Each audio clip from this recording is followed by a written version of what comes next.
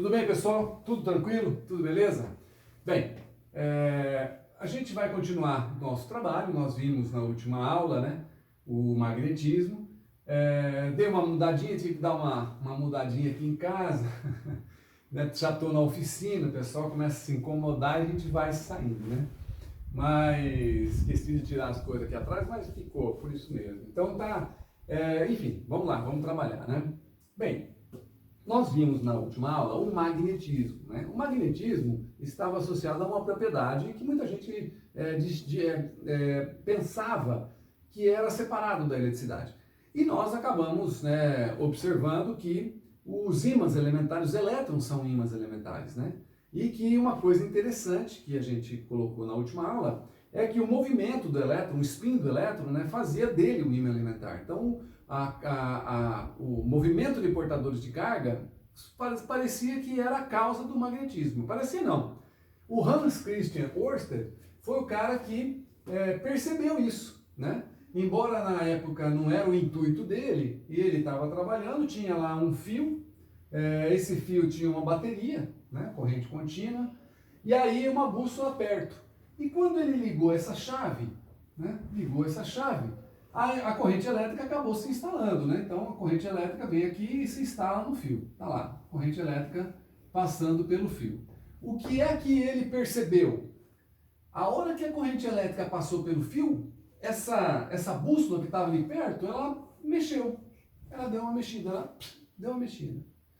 Aí ele foi lá e desligou a chave. Quando ele desligou a chave, o que aconteceu com a bússola? Ela voltou à posição normal, que seria o quê? Que seria o norte-sul magnético do local, né, da Terra. Então, ele ligou de novo a chave, a bússola, pá! Então ele percebeu, falou, meu, toda vez que tem corrente elétrica, parece que esse fio deixa de ser um fio normal e passa a ser um ímã. Será possível, né? E aí ele começou o estudo a partir daí do eletromagnetismo. A corrente elétrica, ela produz um campo magnético, né? Então, nesse momento, o eletromagnetismo acaba tendo uma configuração bastante pertinente, né? E aqui, inclusive, como eu falei a vocês, né, explica os ímãs elementares, né? O elétron como ímã elementar. Tranquilo?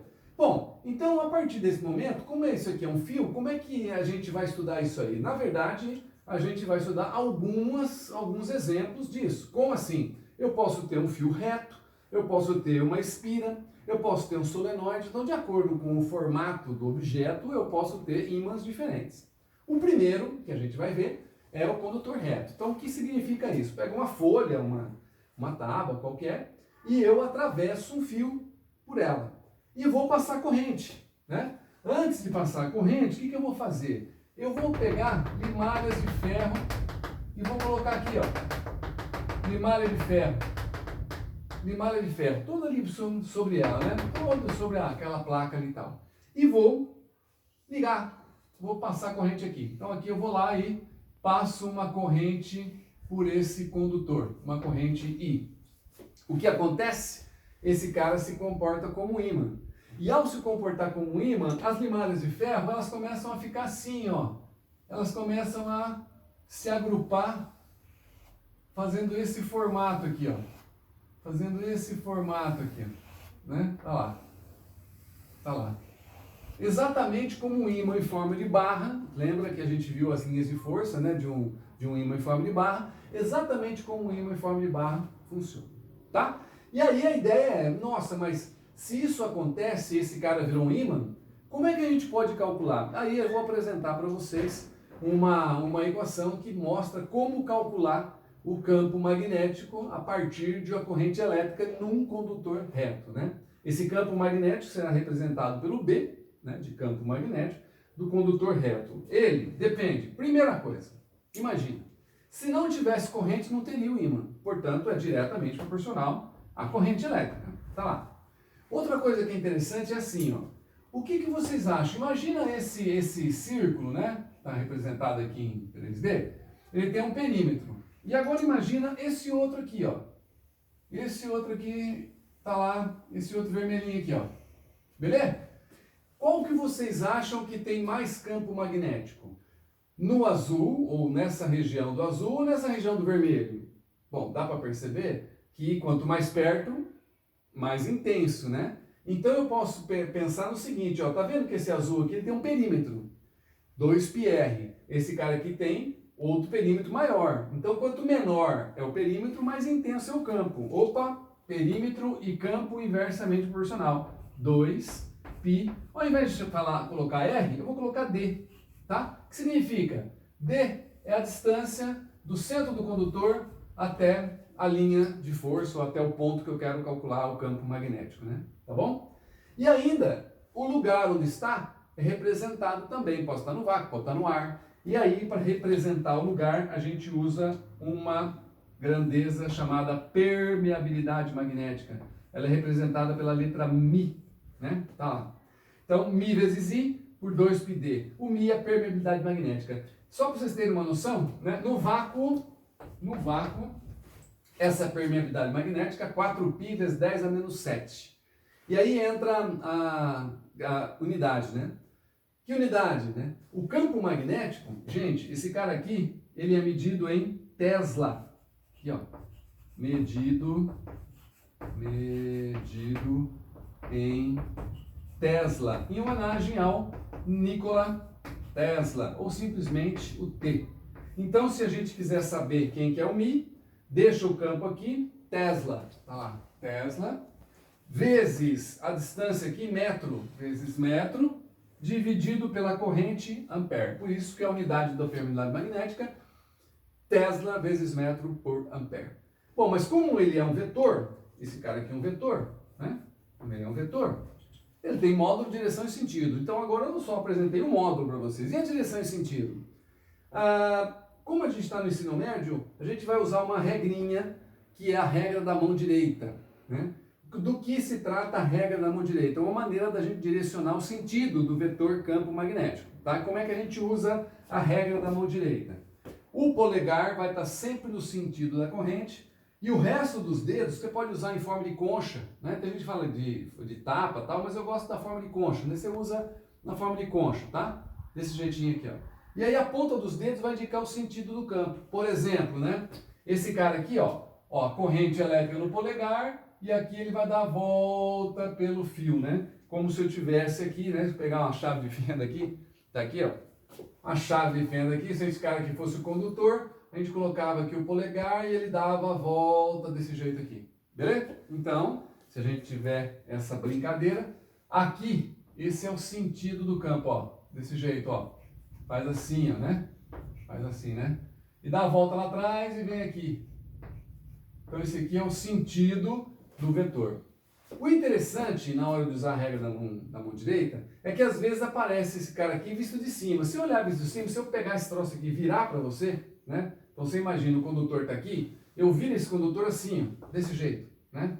Então você imagina, a corrente elétrica está subindo, a hora que esse cara vier aqui, ela estaria saindo aqui, né? Desse jeito aqui. Para representar vetor entrando e vetor saindo, embora a corrente elétrica não seja vetorial, né? Tá lá. Saindo, a gente usa esse desenho de vetor. Imagina um vetor 3D, como a gente está mostrando aqui, um vetorzinho e tal. A parte de trás dele, a bundinha dele, né, marcada com um X, e aqui a pontinha dele, né, com uma pontinha mesmo. Então, se eu olhar esse vetor para lá, ele vai estar entrando, né, vai estar entrando nesse plano aqui, né. Então, aqui eu vou ver alguma coisa assim, ó. Se eu olhar esse cara lá. E se eu vier aqui e olhar ele assim, né, eu vou ver essa pontinha. Então tá aqui vendo essa pontinha. Esses símbolos mostram esse cara aqui, o vetor entrando no plano. Tá aqui o vetor que entra no plano. E esse cara aqui é o vetor que sai do plano. Saindo do plano, né? Tá lá. E assim a gente pode pensar que se eu pegar esse cara aqui e virar ele para cá, ó, a corrente elétrica vai estar saindo do plano da lousa aqui. E como é que fica agora a regra da mão direita? Ó, os mesmas estão colocando o polegar no sentido da corrente que está saindo, aí o resto dos dedos vão dar essa linha. Então aqui eu vou ter uma linha, ó, uma linha de campo magnético. Tá lá. Vou ter várias, né? A gente pode representar todas elas aqui, ó. Mas vão ter essas linhas de campo magnético aqui, ó. E como é que eu acho, né, a direção e sentido, né? Então eu quero saber nesse ponto, por exemplo, ó, esse aqui é o sentido do campo, tá lá, ó. Esse cara aqui, ó, o sentido do campo, a mesma coisa, desse jeito aqui, então em todo lugar, né? Aqui em cima também, tá lá. Então se eu colocar a mão direita aqui, ó, veja, né? Então ela vai estar desse jeito assim, né? Olha lá. Bem tranquilo, né, moçada? Ó, tá lá. Então você teria uma situação, né, desse jeito aqui. Então qualquer ponto, né, que eu quiser, eu tenho o sentido do campo. Beleza? Tranquilo? Um exemplozinho para a gente entender como é que funciona. Eu vou pegar uma corrente aqui, passando num fio, né, qualquer, só para a gente fazer conta e testar a regra, né? Então eu tenho lá um fiozinho aqui com uma corrente aqui descendo, eu tenho dois pontos, quero saber o campo aqui e depois quero saber o campo no B também. Para saber esse campo aqui em A, o que é que eu vou fazer? Eu vou calcular através da nossa sentença, né? Então eu quero calcular o campo no ponto A, o que eu vou fazer? É o μ, quem que é o μ? O μ suposto no vácuo, 4π vezes 10 a menos 7. Beleza. Corrente elétrica que passa no fio. Pô, o cara chutou 10 amperes. Vamos colocar lá 10 amperes. Dividido por 2π a distância que eu quero no ponto A está a 2 metros do centro do fio. Vezes 2, né? O que eu vou ter então? 2π vezes 2, 4π. 4π com 4π cai fora. Eu vou ter então 10 vezes 10 a menos 7 Tesla. Posso colocar em notação científica, campo magnético naquele ponto A, 1 vezes 10 a menos 6 Tesla. Esse aqui é o nosso campo magnético no ponto A. Tranquilo, né? Beleza, né? Ah, mas eu quero saber no ponto B. Pô, o ponto B tem o dobro da distância. Gente, observa aqui, né? Se você observar a sentença, ó, distância e campo é inversamente proporcional. Se eu aumento a distância, o que tem que acontecer com o campo? Tem que diminuir, né? Então, se eu dobro a distância, que é o que aconteceu aqui, né, de 2 para 4, o campo magnético cai pela metade. Portanto, se eu quiser saber o campo magnético no ponto B, tá lá, o módulo dele vai ser meio vezes 10 a menos 6, né? Ou, se você preferir, 5 vezes 10 a menos 7, em notação científica, eu tenho o campo. Tranquilo, gente? Beleza?